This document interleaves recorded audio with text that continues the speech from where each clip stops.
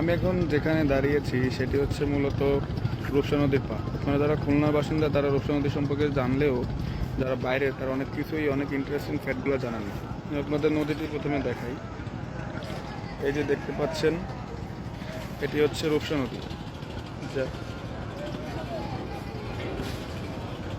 দেখেছেন রূপসা নদী কিন্তু এখনও সবসময় প্রাণ উজ্জ্বল থাকে এবং সবসময় এটি এখনও খুলনার যে অর্থনৈতিক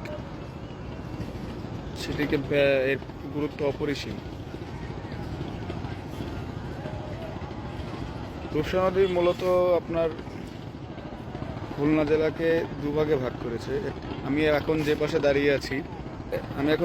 দাঁড়িয়ে ভিডিও করছি এটি হচ্ছে আপনার খুলনা শহর এবং অপর ভাগে হচ্ছে আমি দেখাচ্ছি নদীর ওপারে দেখতে পাচ্ছেন এটা হচ্ছে রূপসা উপজেলা।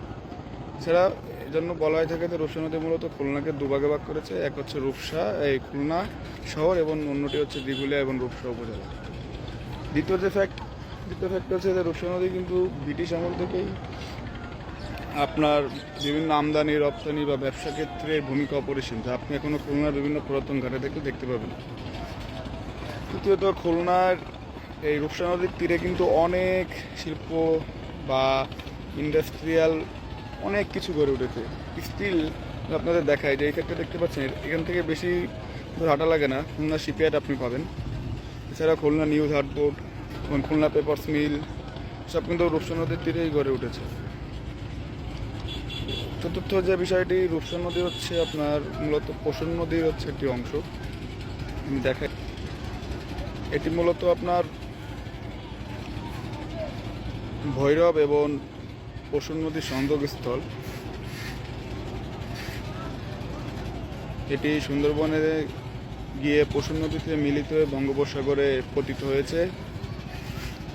এছাড়াও খুলনার মানুষের জন্য খুলনার মানুষ যারা স্থানীয় তারা বিশেষ করে এটি হচ্ছে রূপসা নদী হচ্ছে তাদের মায়ের মতো, কারণ এই নদীটি তাদের জীবন জীবিকা খোরাক সব কিছুরই ধারক এবং বাহক। এছাড়াও আরও একটি ইন্টারেস্টিং ফ্যাক্ট হচ্ছে রূপসা নদীতে নিয়ে কিন্তু অনেক কবিতা নাটক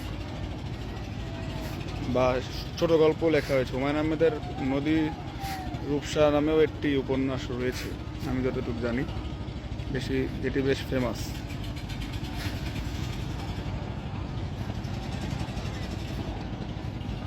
এছাড়াও আপনি এই রূপসা নদীতে কিন্তু একসময় ফেরি চলতো, যেখানে আপনার রূপসা নদীতে ফেরি চলতো, কিন্তু রূপসা নদীতে যে আপনাদের রূপসা ব্রিজ এটি নির্মিত হওয়ার পর মংলাকে মূলত সংযোগ করেছেন খুলনার সাথে।